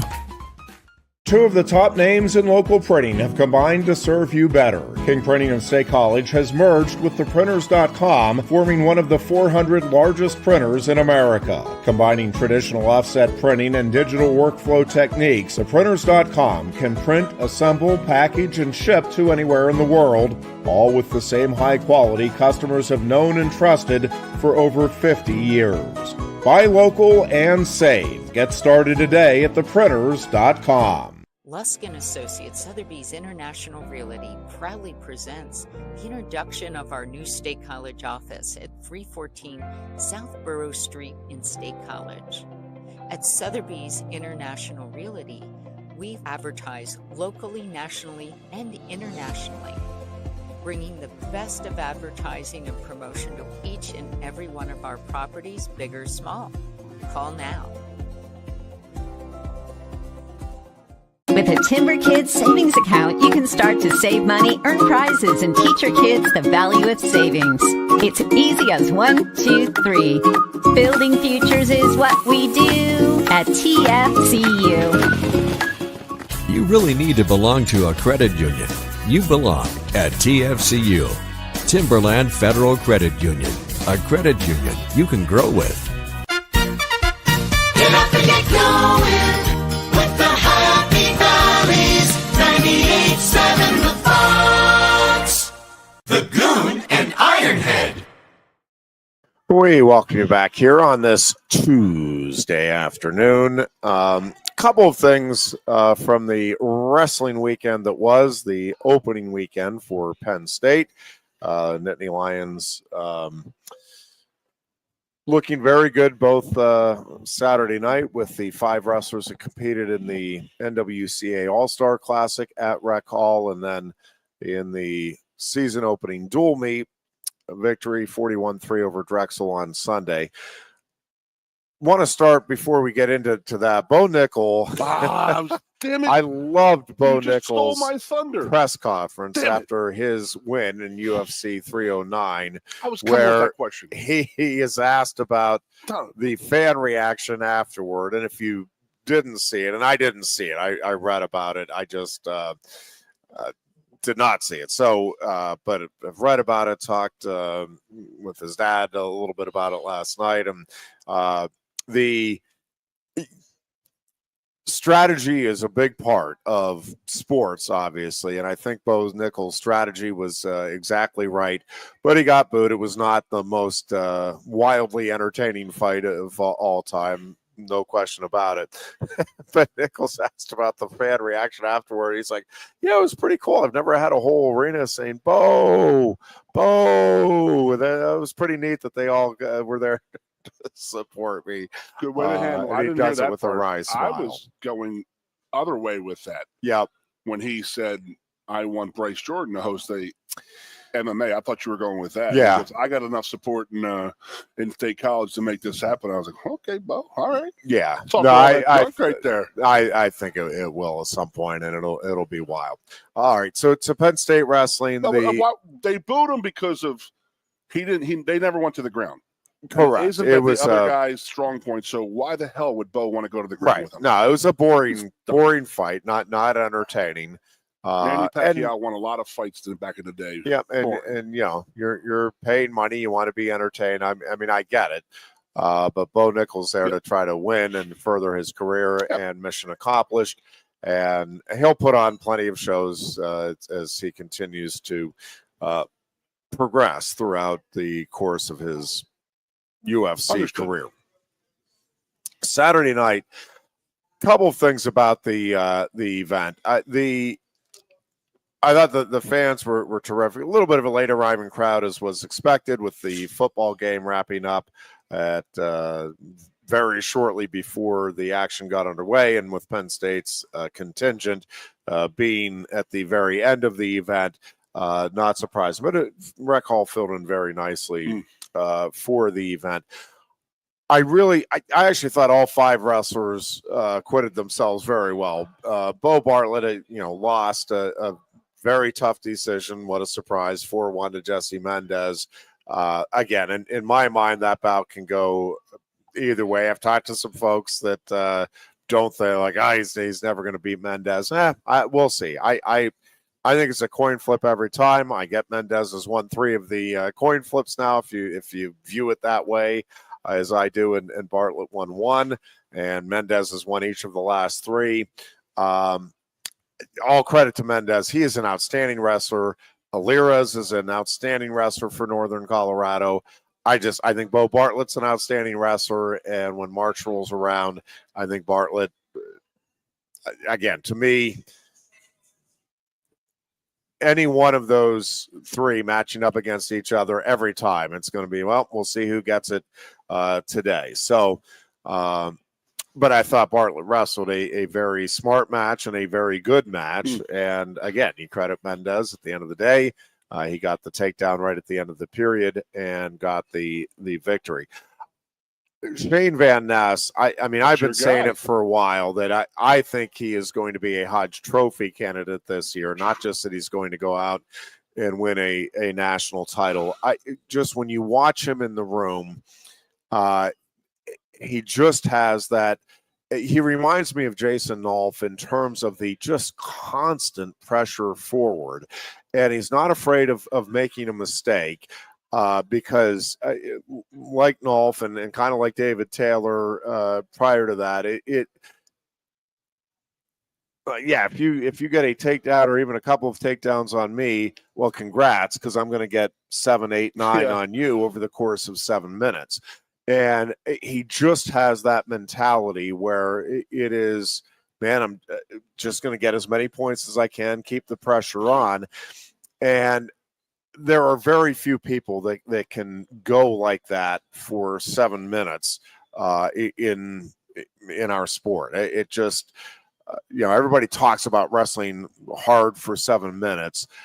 Very, very few over the years. I can think of about 4 or 5 that come to mind in my time covering the sport that really have done that. Brett Metcalf with Iowa, Jason Nolf, David Taylor, Shane Van Ness has that type of motor and puts that type of pressure on opponents.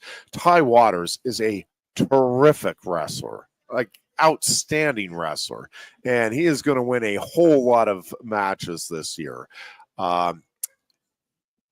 Shane Van Ness is just something very, very special, and if he can just stay healthy, I think look out, because he is going to be a showcase wrestler throughout the season. I thought Tyler Kasak wrestled a really good bout, also did a good job of keeping the pressure on, and got a good win over Peyton Keller, who is one of the better wrestlers in the country at that weight.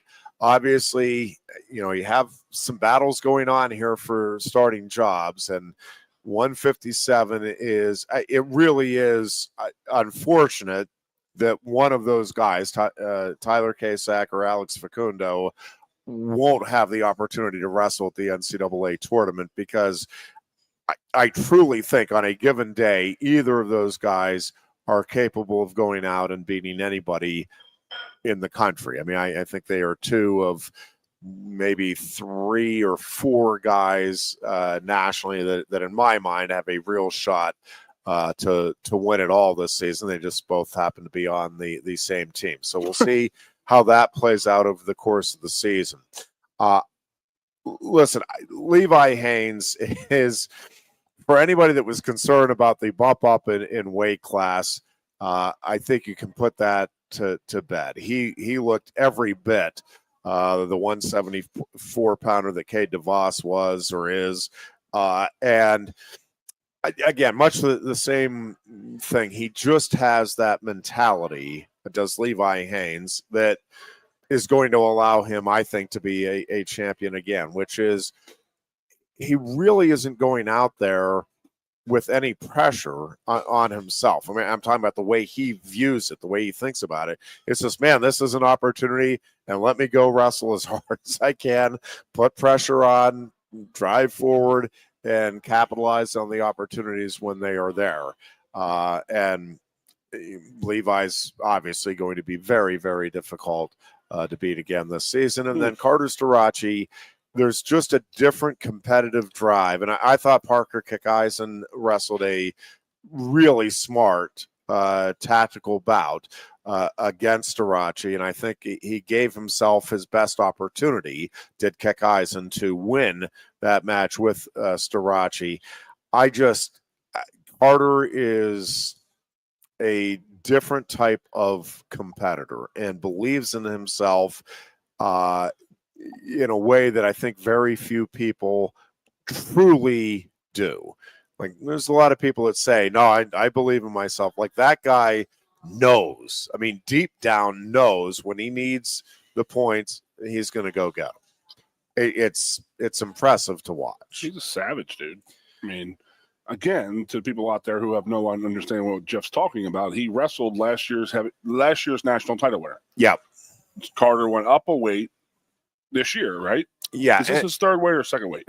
Second. Okay. And Kakaisen is I mean, I know the guy's name, Kakaisen, because it's one, it's a memorable name, Yeah. but it's also, the guy's pretty damn good. Yeah, he is really good. He is really athletic. He is a really hard-nosed kid. He likes to, he's a grinder. He loves the physical matches, which obviously Starachi does as well. I just thought Carter did a really good job of staying within himself. And I'm telling you, the takedown that he got there, I'm not sure he's getting enough credit for it. I know he's getting a lot. I mean, he reaches out and just barely grabs the thigh and then just kind of wills himself in. That is when you are in overtime. This is sudden victory period. Like, it is a lot of energy that you're expending in 7 minutes and then through the first minute of overtime. And the 8 minutes of wrestling against a guy like Kekaisen to then summon the strength and power to pull that leg in from the position he did and then, drop Kekaisen and secure the takedown at the edge of the mat. There's just not many people that are able to do that. That is a really hard thing to do because it wasn't like he got in on a deep shot. Again, you go back and watch it, like he kind of just barely gets the thigh, but once he gets it, you can just kind of see it's like, all right, it's over. And he just kind of wills himself in to getting in really good takedown position, and then again does a great job of finishing off the shot and securing the takedown and the victory. Was nothing that happened this weekend, and Braden Davis, obviously tweaked his knee. Cale Sanderson at his weekly media veil today said that he's not sure if Davis will go this weekend at Army West Point, but that it is not a serious injury and it won't keep him out for long. And again, indicated that there's a chance Davis may wrestle even this weekend. So that's good news for sure. Whether or not Davis goes this weekend, it sounds like they're at least expecting that he should be good to go for Lehigh, or certainly at the very least by January. But again, the indication today was if he does sit out this weekend, that'll probably be the only competition that he misses as a result of it. And then we struggled on Sunday. And I just don't think this team is going to I don't think there's going to be a significant challenge throughout the course of the season. I don't mean that each individual. I think every individual will be challenged one way or another over the course of the season. It's just the nature of the sport, and there's just too many really good guys out there. But I was reminded watching the All-Star Classic and then watching that dual meet on Sunday, not that I really needed the reminding, but how good this team is hard to quantify. And we didn't get a chance to see Luke Lillidahl, and that was probably, at least for me, the biggest disappointment of the weekend is just that he didn't get a chance to go out and show his skills, get that opportunity to go out and perform in front of the Rec Hall fans. He'll have plenty of opportunities. I get it. It's not that big of a deal. But I am convinced that Luke Lillidahl is one of the top five, at least one of the top 5 125-pounders in the country. I think the same thing of Braden Davis. Again, I think the knee kind of spooked him a little bit on Sunday, and he obviously didn't wrestle the same way after that. I think he's going to be fine, and when he is healthy and believes he's healthy, I think he is right there at 133. He just, and I think you saw it with the first couple of takedowns before the knee got tweaked there. He just, I think, has taken another step, like big step forward from where he was a year ago. And where he was a year ago was a Big Ten champion at 125 and round of 12 at the NCAA tournament. Not exactly a bad place for a true freshman to be.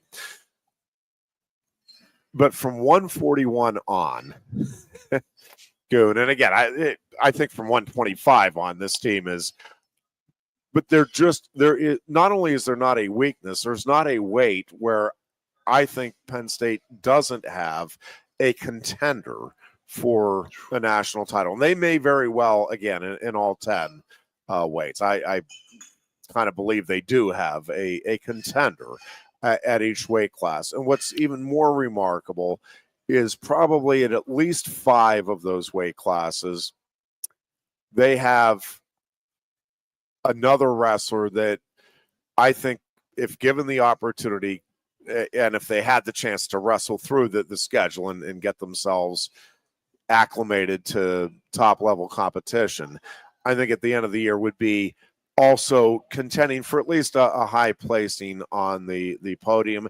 And there's probably 6 or 7 weight classes where they have somebody that could be an All-American this year if given the opportunity, that's not in the starting lineup. I just don't think we've ever seen a team with this type of depth and talent up and down the lineup and then behind those starters as well. And I think it is going to be a wildly enjoyable season for Penn State wrestling fans and for this program.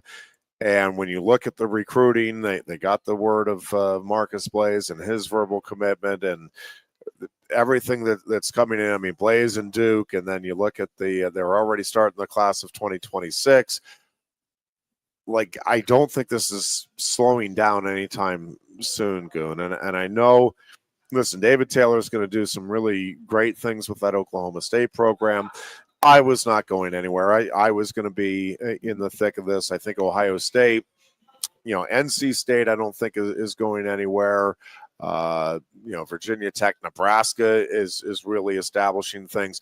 There's a bunch of really good programs, like really good programs. What Penn State is doing, not even with Dan Gable's Iowa teams. Now, I don't go back to the 40s and 50s, and I mean, I've read about the Oklahoma State teams in the 40s. I can't accurately depict what those teams were like relative to everybody else.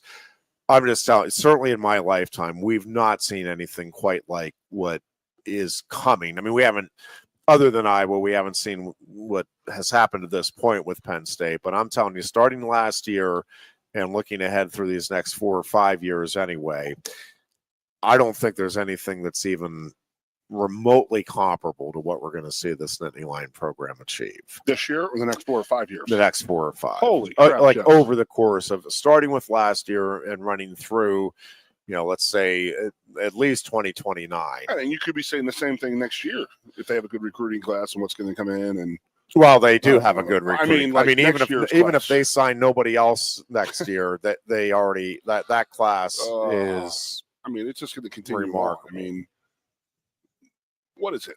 12? He has 11 or 10 natties. Kale. 11 national championships under Kale. Years? 12 for the program. 11 and 13. Yeah. Well, 11 and 13 NCAA tournaments. 11 and 14 years. But, yep. Oh, okay. So, and we talk about all the time, like, you're never going to see what the New England Patriots did during the free agency period. And I completely agree with that. I don't think, then again, we're seeing the Chiefs do that right now. But I think the Chiefs are getting old. I think Kelsey's going to be going away. Yeah, I mean, it's just a question of Mahomes. Can he stay consistent with being on the Brady path? But they need to replace Kelsey. Need to get some wide receivers out there. Keep the defense stocked. And then I say, me and Booch have always talked about Ohio State, what they've done the last 25 years in the Big Ten, with the 85 scholarship limit, how they have just literally dominated the Big Ten. I mean, how many non-Ohio State Big Ten titles were there in the last 20 years? It's sort of weird and crazy to think about that at a team that dominated that much in the Big Ten in this era. In this era when you have Michigan, Michigan, Penn State, Nebraska in your conference. I mean, it's a hell of a run that they were on, but I mean, it's not comparable to what Penn State Wrestling's doing. I mean, I was mad. I'm sorry. I have to say this. Yeah. I was mad 2 weeks ago when game day is here. And they picked Keegan Peele, who has been here. I think his name's Keegan Peele. You know what I mean? Now you're Keegan Peele. No. Keegan Meyer, whatever. Keegan Michael something. Yes. Yeah. So he's on there for the fourth time. Now you're getting me mixed up on But this. he's on the college game day as Penn State's picker for the fourth time. Maybe third. I don't know. We'll say four because I'm an exaggerator. But why the hell do we not have Cale Sanderson? Why? Probably Cal declined would be my would he guess. do? I mean, if offered, but like Bo Nickel would have been my. But you think that close to his Keegan match? Michael Key? I'm like that's okay. Yeah, but do you think it was too close to Bo's match to break it? Was he training in here? Was he training in Texas? Where was he training? Here. Okay, so he was actually here. Yeah, he could have done that. Yeah. Did ESPN have the fight? Probably not. That's probably no. Yeah, that's probably what it was then. They probably didn't want to promote something that they didn't have rights to. So, but to have Keegan on there again, you know, it's like we don't have anybody else as a Penn State traditionalist, a long time people recognize as a Penn State guy. But I mean, why wasn't? I mean, I guess my answer was I bet you Cale wouldn't want to do it anyway. But I also think that Cale may want to do that. I don't know. I mean, it seemed pretty cool to me to do it. I mean, we know we're not the same. He's not normal. He's not like us, I guess, when it comes to that. But I would have liked him to be on the game day because of what he has accomplished in these 13, 14 years that he's been at Penn State. Like, this is not being matched anywhere in the country, nor has it ever been done like what he's done coming into one play. I guess maybe it was with Gable and Oklahoma State back in the day. But let's give the guy some credit. I mean, he should be out there. ESPN should be celebrating the hell out of this guy as a Penn State person of what he has done with this program has done the last 15 years. Yeah, no, I don't disagree with that. And if I was Penn State, I would have said, no, you're not coming to Penn State if you don't have Cale Sanderson. So with you saying Cale maybe didn't want to do it, maybe that's my answer. Yeah, and I don't know that. Yeah. But you mentioned the Chiefs. So the Chiefs lose to the Bills. 72 Dolphins are popping the champagne corks. Larry Zonka had a nice it's like here. Yep, good job. Thanks, Buffalo.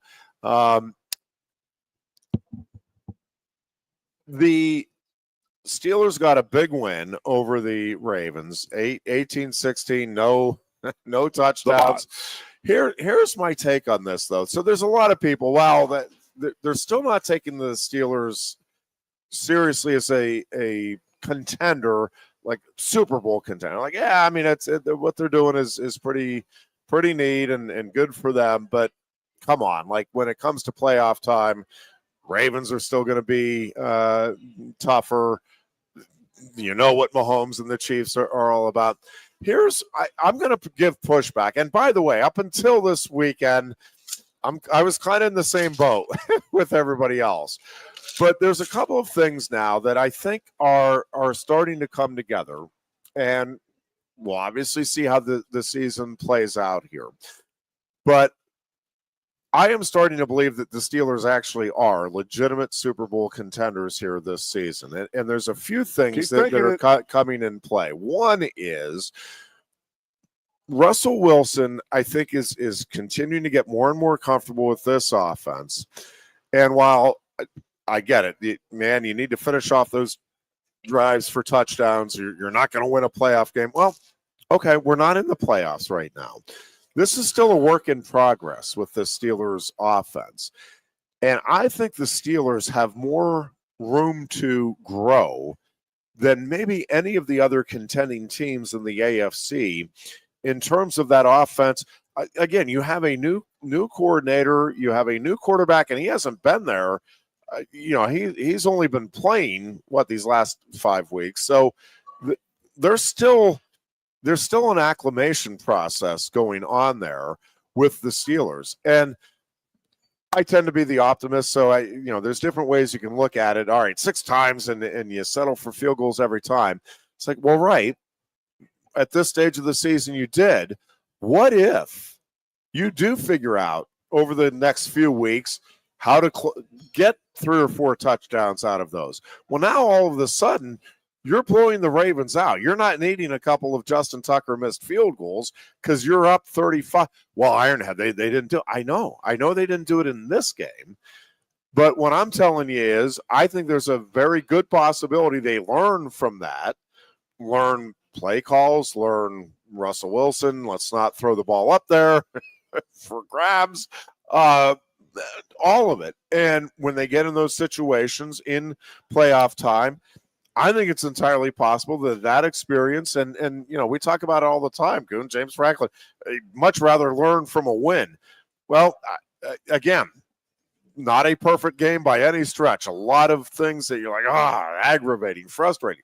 They won the game and have that tremendous learning opportunity. That defense is Super Bowl caliber good. That is a really good defense. You didn't have Highsmith either. Yep, at all 3 levels. Yeah, exactly. And so, listen. I know we don't have time, but I got to give them credit because you've been talking to defense for 2 years, and I have not seen it. But it's kind of like Penn State. I'm looking at the Steelers, and again, I'm not sitting here guaranteeing anything. I won't be surprised if they go 1-out in the playoffs. I won't. But much like Penn State football, like people keep saying, a lot of Penn State fans, like, we're not. Okay, well, we saw them matched up against Ohio State. It was, they never make the play. Okay, I get it. But, I mean, they were 1 play away. Like, we acknowledge that. Well, if you're 1 play away against that team, well, the Steelers just beat a team that most are saying is a Super Bowl contender and did it without getting into the end zone. Well, what happens if they do get into the end zone the next time? Listen, the Bills look very good right now. I get that the Chiefs every year, they seem to put it together. I'm telling you, I'm looking at those potential matchups. Down Buffalo. I can see the Steelers knocking off any of those teams. I'm telling you, like they are right there. Now, I could see any of those teams beating the Steelers too. Same. But same thing with Penn State football. Like, my point is, I think there's a chance. You're saying there's a chance. I'm saying there's a chance. Keystone Super Bowl. I would love it. Folks, we're back Thursday talking much more about all of this. You are listening to the Lion Country Kia and have been the Lion Country Kia Goon and Ironhead show here from Quaker Steak and Lube in beautiful State College. Coast into fall with a new Kia from Lion Country Kia. Right now, get a 24 Kia Seltos for 5.25% APR for up to 48 months. A new Sportage plug-in hybrid at 0.9% APR. Check out our 23 Sorrento hybrid for as low as 4.5% APR. And don't forget, all 2023 and 2024 Kias come with a 10-year, 100,000-mile limited warranty. Stop in and meet with one of our sales experts today and coast into fall at Lion Country Kia. We want to see you in a Kia. If you love wings, if you love rings, and all kinds of other tempting things, great times, great food, get to Quaker Steak and Lube. Get our Best Wings USA, signature sauces, mouth-watering appetizers, or any of our delicious award-winning lube favorites. Great times, great food, get to Quaker Steak and Lube. I'm the Modelo Recruiter, and I'm looking for fans with good hands and great speed. The ones who stay focused and never miss a play. They go the distance on game day, even when their team is away. I'm always watching, always looking to reward more full-time fans. Because football isn't really football without you. A lot has changed about State College. One thing that hasn't is W.C. Clark's Coffee Roasters on 234 East Calder Way. 30 different varieties of specialty coffee beans sourced from over 25 countries and roasted with love each morning in Happy Valley for over 45 years. They'll ship their fresh roasted coffee from their doorstep to yours.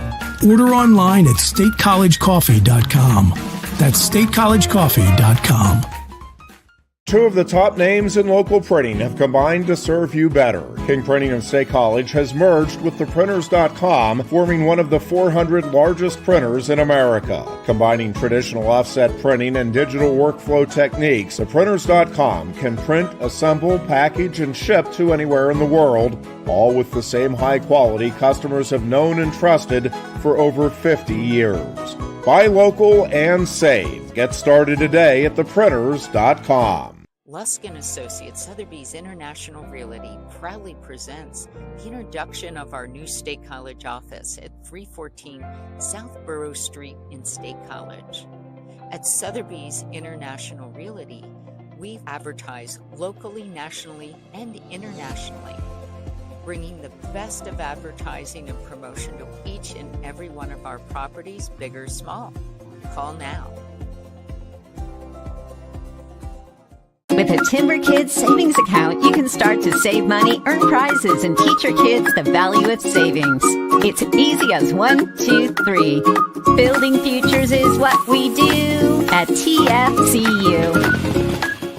You really need to belong to a credit union. You belong at TFCU, Timberland Federal Credit Union, a credit union you can grow with. WFXS, your sports radio.